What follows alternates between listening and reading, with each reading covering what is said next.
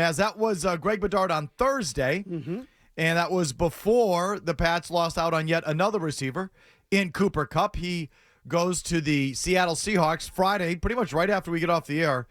Cooper Kupp goes to the Seahawks, so we haven't had a chance to react to that, but it sort of fits into that commentary from Bedard that you heard right there, that it feels like something Bill would do. I mean, they spent, which doesn't always happen, but who do they spend on? Defensive players they're familiar with, their guys, and meanwhile on the other side of the ball, they're going to be piecing it together. Yep.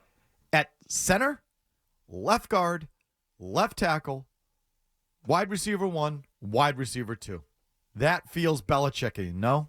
Oh, it totally feels Belichick-y. And look, when you listen to what Bedard said there, I mean, I think he's dead on. I'm starting to wonder, like, is this a thing with defensive coaches? That I got my side of the ball and you're going to draw this line through the middle of the roster and say someone else is responsible for that. I'm going to do this my way. This is how, I see the game and everyone else can go to hell. That's what it feels like. Now, look, I know Mike Vrabel knows enough to understand that the game is played on both sides of the ball, but they seem unwilling to take any sort of risk or, extend the boundaries or the limits on the offensive side of the ball. And I don't understand how you expect to get players if you are unwilling to do that. I mean, they'll overpay on one side. Those guys on the defense were overpays. Yes. So, Cooper Kupp, I mean, you could say that's an over. So they'll draw the line with a receiver who's got question marks. But the line with the defender who's got question marks, and maybe not exactly the same, but let's face it. I mean, Carlton Davis got overpaid, okay? So, but they're willing to go over for the defensive player, but not the offensive player. How do you feel about that? To me, that's a blind bias. Like, I don't know any other way to say it. There's no way to justify it. Why are you willing to do it on one side of the ball, but not the other? And to me, it's because there's a bias. And that's no excuse. They both count the same. Your ballpark, you're going to spend roughly the same amount of time on both sides of the ball. So they always come out, let's just call it in the neighborhood of 70 plays, 80 plays, whatever, pick the number, whatever you want. I don't know what the official average was last year, but either way, what, because they have the quarterback, they think they can get by on it, even though he's in his second year, or they have some talent at quarterback? It just makes no sense to me. You've got to be more balanced than that. How many times do you hear coaches, executives say that? We have to be able to do it all. And yet they completely, continuously tend to ignore or put less emphasis on the offensive side of the ball. And that blows me away. So I stand by it. Nothing's really changed. They spent some more money this year, but nothing's really changed. It's just so one-sided. It's just all about the defense. And look, I like some of these moves, Milton Williams, Carlton Davis. It's been borderline negligent regarding how they've dealt with the offense in terms of free agency. So what, you're going to fill all these holes on that side of the ball in the draft, wide receiver, left tackle, left guard, center? Good luck. Well, there's an item that Mike Grease had this weekend that, Mazz wants to point out that, again, feels just like sort of business as usual. And that is, they released David Andrews at the end of last year, so they're waiting for something to shake free. Reese writes in his Sunday notes on ESPN.com, eyes on Bradbury. With the Patriots releasing center David Andrews with a failed physical designation and having explored the possibility of signing center Drew Dahlman, who ended up in Chicago in free agency, the status of Vikings center Garrett Bradbury as a potential option bears watching. The Vikings plan to release Bradbury if a trade can't be worked out, sources told ESPN's Adam Schefter. And it seems unlikely a team will want to take on his $4.9 million base salary. So should Bradbury become a free agent in the coming days, it wouldn't be a surprise if the Patriots sign him up. Why did that stand out to you, Mazz? Because the part of it that struck me, and again, I read it through an aggregator, and the way the paragraph was phrased was, as Reese explains it, the Patriots wouldn't assume his $4.9 million salary via trade, so he'd have to be released for the Patriots to be in play for Bradbury. If you want the player, why not just pay the $5 million and give him a seventh-round pick? What do you need that pick for? Do you need a center or not? And again, when you look at some of the salaries of these players around the league now, the astronomical numbers, and you included a list this morning, which again, we're going to get to some of the other positions. Quarterbacks now, the top 10 quarterbacks in the NFL are going to make between $50 and $60 million. 50 and 60. And you won't take on $5 million to pay a center? And you're going to run the, like, I see that, and I don't know if Bradbury can play or not. Okay, Garrett Bradbury with the Vikings. I have no idea. But if you want the player at this stage and you don't want to take on the $5 million, my attitude immediately becomes, I hope he hits the market and you lose him. I hope someone else signs him because you wouldn't pay him $5 million. Is that $5 million in the modern NFL? Is nothing. It's pocket lint. It really is. And again, you can say to me, well, that guy doesn't deserve. Okay, maybe he doesn't. I don't know. I don't know the player. I'm just telling you, you don't have a center. And if you were willing to take on the $5 million, you give up a 7th rounder and he's yours. You still basically get him for free. And you won't do it out of principle or some sort of hang up that you have about winning every negotiation or adhering to the principle that every move has to be financially or fiscally responsible. That's just silly. That is silly. That's putting the wrong thing first. Should they have been 3 times 15 for Cooper Kupp? Yes. Yeah, why not? Yes, of course. Yes, they should have pushed on that. And I'll say the same thing. This is a good scenario. Wasn't his guaranteed money or the money on his deal about $17 million? So I'm sorry, I don't know. Oh, meaning coming from the Rams. L.A. He had leftover money. I thought it was 12, Mazz. Okay, so why not give up a 7th round pick and get him then? Again, same scenario. If you had given up the 7th rounder, you take on the money. He hit the market and got 45. And again, I don't know how much is guaranteed, but you probably save money by giving up the 7th rounder. So it's twofold. You know, they're often stuck on the deal. You know, you have to win the deal. Can't do a bad deal. Can't do bad business. That's pre-Belichick, post-Belichick. Well, really, I don't mean pre-Belichick, but with Belichick, without Belichick. That's the way they operate. That hasn't changed. We should all disabuse ourselves of the notion that way of doing business was Bill's German. It wasn't. We know it now. Okay, but then the second thing is the offense-defense thing. They'll do it on defense, but they won't do it on offense. And that's sort of what you're dealing with.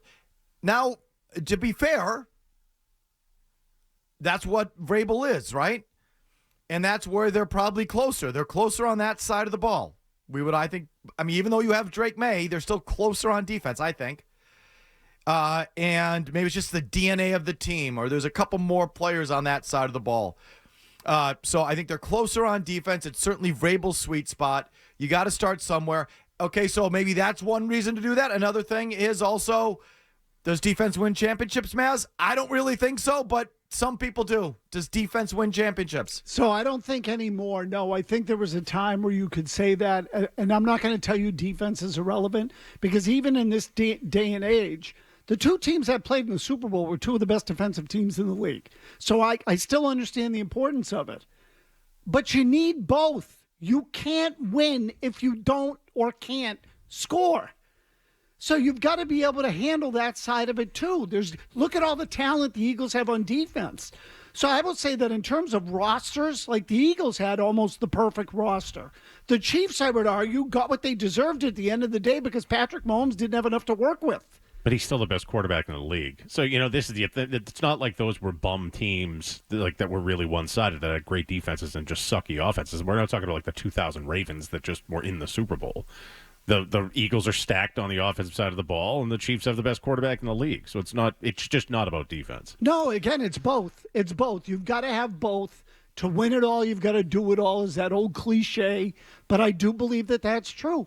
Look at just getting into the playoffs and going 11-6 isn't good enough. Meanwhile, do we have an anniversary to celebrate today, Murray? Yes, 5 years ago today, I was awoke by my wife saying, "Holy crap! Tom Brady is actually leaving the Patriots." He was posting it all over social media. I couldn't believe it. Most people couldn't believe it. We were knuckle deep in the hell pandemic, And we find out that Tom Brady is leaving the Patriots to go to the Tampa Bay Buccaneers. And it's been 5 years, and it feels like 15 because it just gets worse by the year, it feels like, for the Patriots outside of the outlier that was 2021. He had won a championship that first year, almost made it back-to-back. He kept winning. You got suckier. And nothing's changed, really. 5 years ago today. Is that right? Today? Are we sure today? It is today, yeah. 5 years ago. Talk about a move that exposed a lot of things. Oh, wow.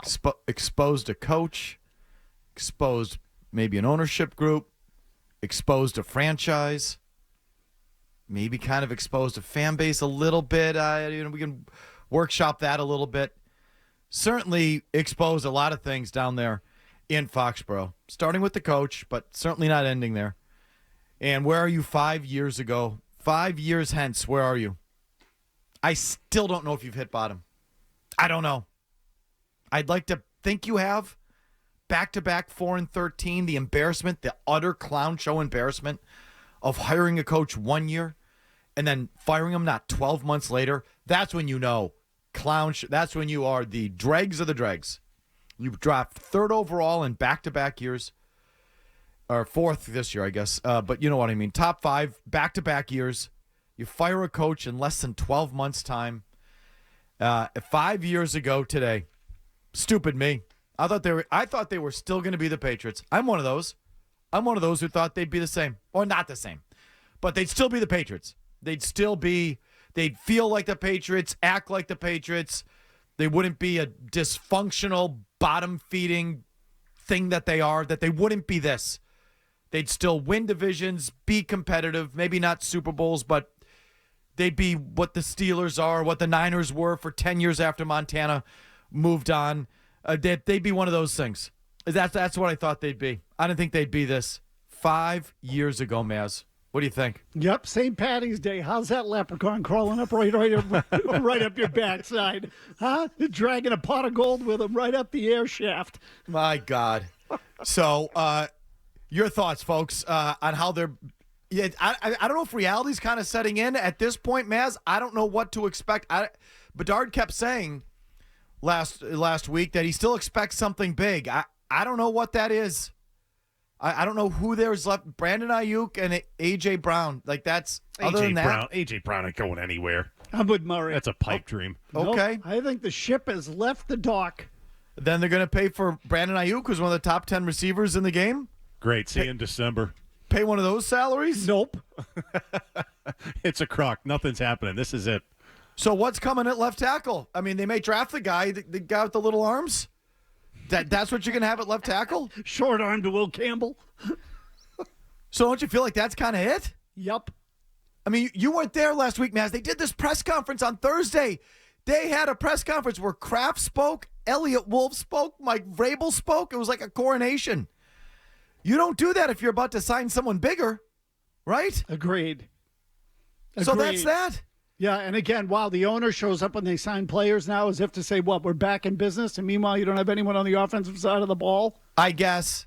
I don't know. But Cooper Kupp, again, this happened Friday right after we went off the air. Cooper Kupp, is that like sort of the last thing that they could possibly do that would get you excited? Because there's nothing they're going to do in the draft that's going to get me excited. If Travis Hunter falls and they take Travis Hunter, that'll be interesting. And that'll be fun.